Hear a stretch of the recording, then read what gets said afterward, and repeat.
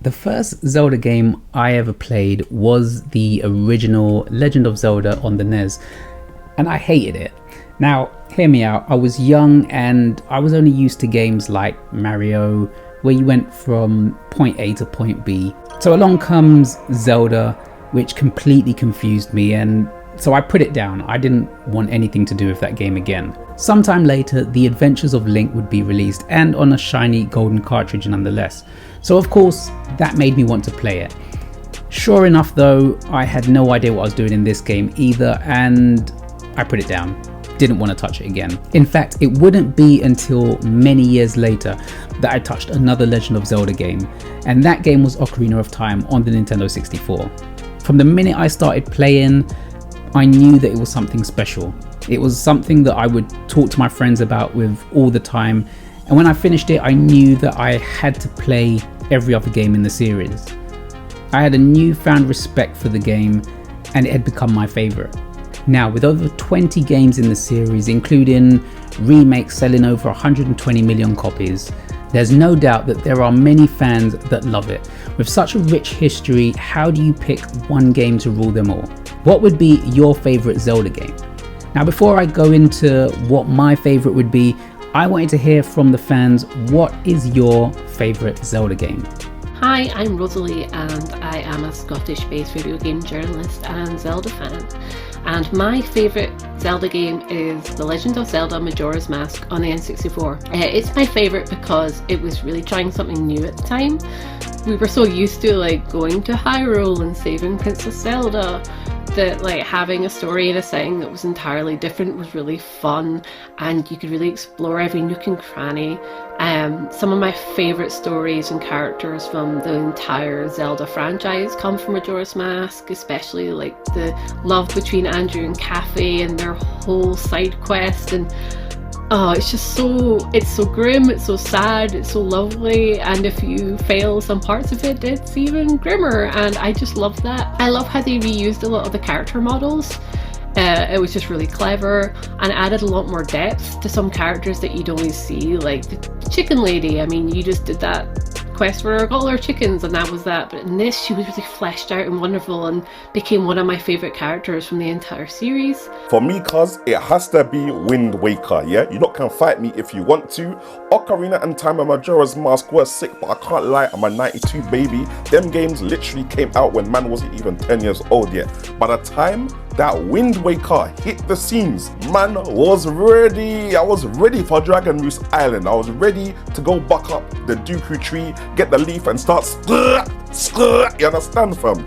I was ready for it by that time. The cel shaded graphics were sick. That game was just so big at that time. It was way ahead of its time. See, man was surfing in the water and all sorts on the King of Red Lions, cuz. Well, you know about the boat's name. You know I'm not there with me, fam. Come on now. My favourite Zelda game has to be The Legend of Zelda Breath of the Wild. I think that's the almost perfect Legend of Zelda game because you are drawn into its world in such a way and you're exploring this entire region. The adventure is the adventure you make it, and you find yourself so immersed that you end up thinking about the game all the time, even when you're not playing it. That's not to say the others that are more story driven don't have that, but I just think it captures your imagination in a way that the others don't.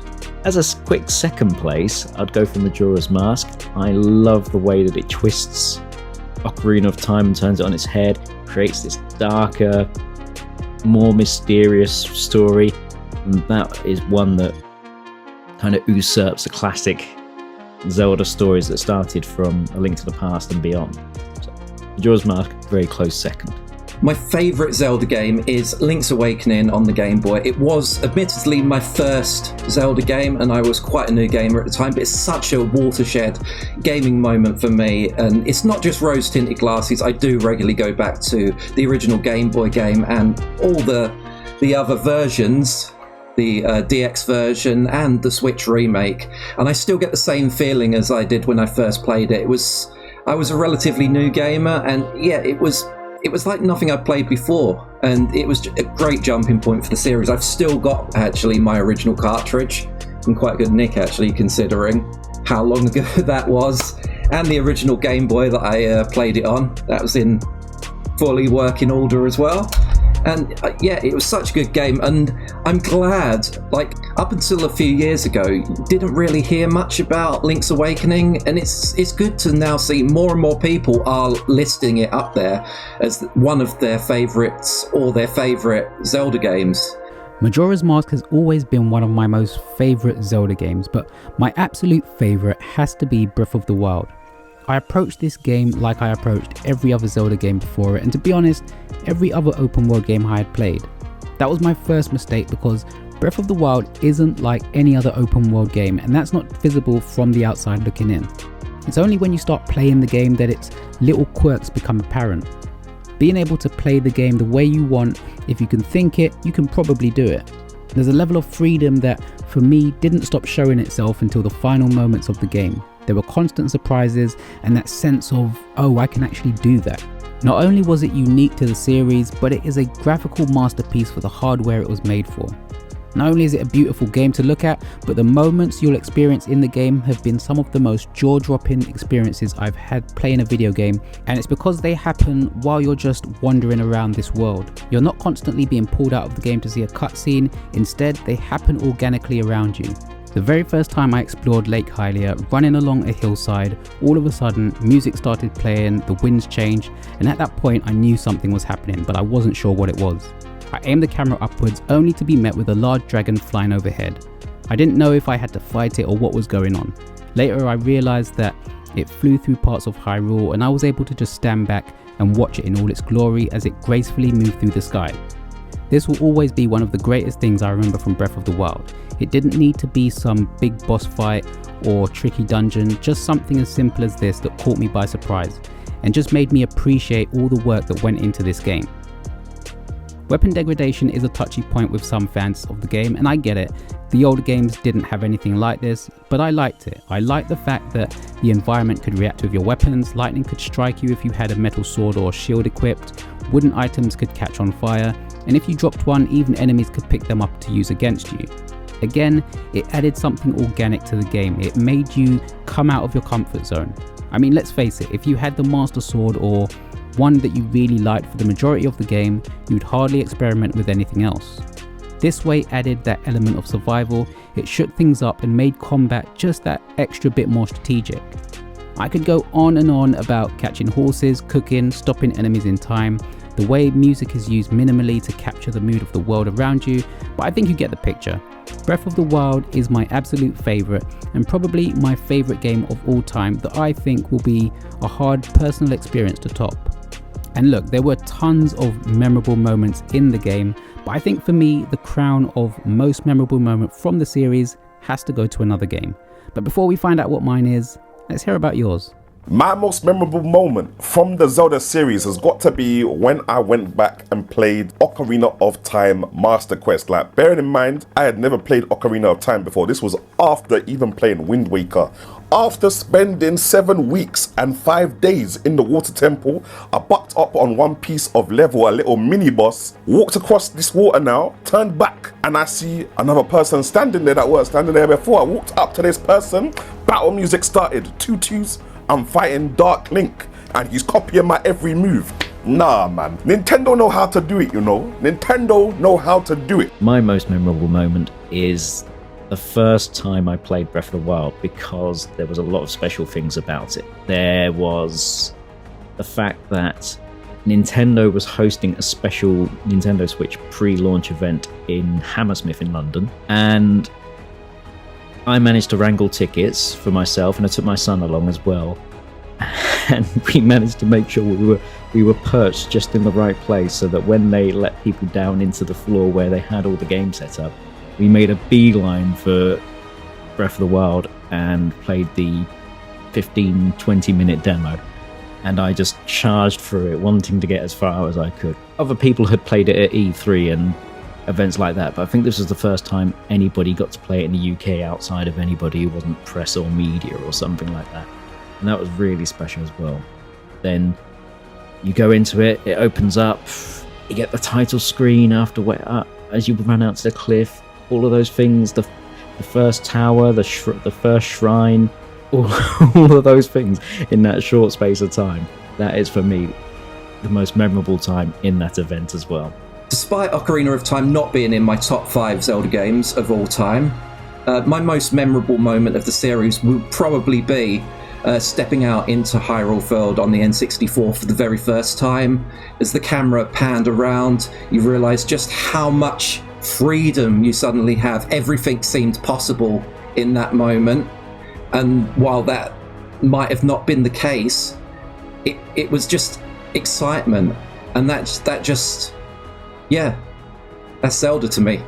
My favourite Zelda scene is probably a very boring one to pick from. I'm sure it's a lot of people's favourite scene, but it's in Ocarina of Time where Sheik reveals to be Princess Zelda the entire time. It just gave me goosebumps back in the day as a kid playing it, and I still get goosebumps when I get to that point when I replay it. And also like seeing how cool Princess Zelda looked as an adult. That's still my favourite version of her, next to the Wind Waker one, because she's badass in that one. And in fact, as a cosplayer, it's one of my dream cosplays to do, is cosplay that version of Zelda, because she just looks so cool. And it's just really cool. Like, I love seeing people play it who didn't grow up with the game and somehow managed to avoid this huge spoiler, and seeing their reactions, like the Game Grumps reaction, is really, really cool. And I just love it. I love Sheik, I love Princess Zelda, I love Ocarina of Time. I mentioned before that Majora's Mask was one of my favourites, and I'll never forget the first time you get to the end of the third day. The music changes, the mood drops, the ground shakes, the people in the town have resigned themselves to thinking that this is the end, and I was there running around this town panicking like a fool. The game doesn't tell you what's going to happen. All you know is that the moon with this incredibly sinister face is about to crash into the town that you're in. It's a moment that I'll never forget because it completely worked in what it set out to do, install a sense of dread in the player, and I feel like because of that, whenever it did get to the third day, even knowing that I could rewind time, there was still that sense of impending doom. There were many things that I loved about Majora's Mask, and when I think about Zelda games with memorable moments, this is the first game that springs to mind for me. The continuation from Ocarina of Time added a sense of weight to the story. There was this feeling of loss and perseverance. If there was one thing I could add to the future Zelda games, it's that I wish there were more intentional connections between the games.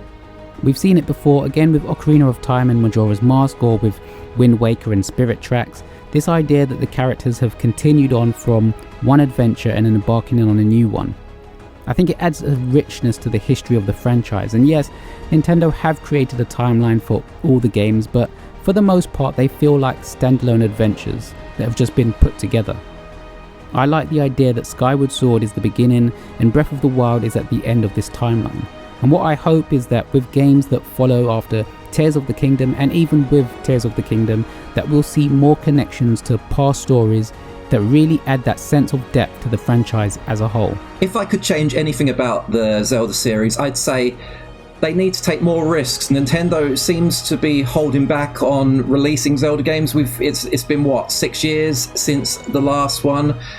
We used to get more intermediate games, so the Oracles, Minish Cap, Four Swords, things like that. One of my personal favourites is A Link Between Worlds on the 3DS. That was released with little to no fanfare, which you can't imagine that nowadays from the Zelda series. But yeah, more 2D Zelda games, ones that perhaps don't have a 5+ year development cycle. The more Zelda, the better for me, I'd say. I would love to play as Zelda, the mainline game. I'm sure a lot of people share those sentiments, and I know that you can in CDI Zelda, but we don't talk about that one. And I know that you can in the Hyrule Warriors games and Age of Calamity and stuff, but it's just not the same. And I think Zelda as a character, though she's different across the timelines, has gone from someone being, very tropey, it's just a princess that you save, into something a lot more, with a lot more depth. So I'd love to be given the chance to play as her and follow a story. And who knows, maybe we'll get to do that in the new one. I don't think that we will, but I have my hopes, and I always have since growing up. I also think if we had Zelda as a main character, given it's called The Legend of Zelda, it would be really funny because, you know, that whole history of people calling Link Zelda back in the day. And also, it'd just be really cool to have that strong female character actually be the protagonist, and I think that, you know, a lot of kids would look up to that, and it'd be a cool representation, and I'd love it. I'd also love to explore places that aren't just, you know, the typical, like, this is Hyrule, which is why I love Majora's Mask, because it was Termina, it was a different place, they could do more exciting things. You know, have Link go on more adventures to more different places. I know we've had a bit of that in other games, and whenever that does happen, I get really excited because it feels really refreshing. So I'd love to see more places that aren't just Hyrule, although I love, as you can see, I love being in Hyrule and I love exploring Hyrule. So I was thinking a lot about this because over the series of the games, there's been quite a few things come and go. There are some items I really love that appeared in some games, not others, like the gravity boots in Twilight Princess, because that allowed for some mind-bending puzzles, especially in some certain areas. If you've played it, you know what I'm talking about. I'm not going to spoil it. And I think I would like to see more of that. Zelda's really good as a series of creating puzzles that are challenging up to a point, but it never really digs into the kind of uniqueness that some of the items bring. So when you have items like those boots, or the boots that let you walk in the air in one of the other games, you never really get to experience a really tough puzzle. I think that's because the game has to have a broad audience, so it can't get too tricky. When you play games such as The Outer Wilds or Fez, the puzzles are quite simple at the beginning. They really open up and start to dig down and become... you reveal more. The game reveals itself to you as you learn more about it. I would like to see that. I would like to uncover the mysteries in Zelda in a game without being told what the mysteries are, having to experience them myself and open up this world that on the surface is already there. You don't really notice. If they could do something clever like that, that would be the most amazing Legend of Zelda experience. The only other thing I will say, let's play some other characters, guys. It's called The Legend of Zelda, not The Legend of Link. Just saying. I don't have anything to change with the whole Zelda franchise. Like, apart from Skyward Sword, and the only reason I got a bone with Skyward Sword, obviously, is the control scheme. Now, I know they made a controller-only version for the Nintendo Switch, but it's a control-only version that is trying to emulate motion sensing controls. Like, just make a control version just like Wind Waker, just like Ocarina of Time, just like Twilight Princess, just like Breath of the Wild, cuz. And we're good to go. Alright, that's me. Over to you. The Legend of Zelda, I feel, is a series that has gone from strength to strength. Whether you're a fan of Link to the Past, Twilight Princess, or Link's Awakening, the Zelda games always have this magic about them. I'm always curious to see where the team at Nintendo will take the series next. And with Tears of the Kingdom just around the corner, I'm wondering how Nintendo will top what they did with Breath of the Wild. I always love returning to Hyrule, and I can't wait to do it again. I hope you do too, and thanks for watching.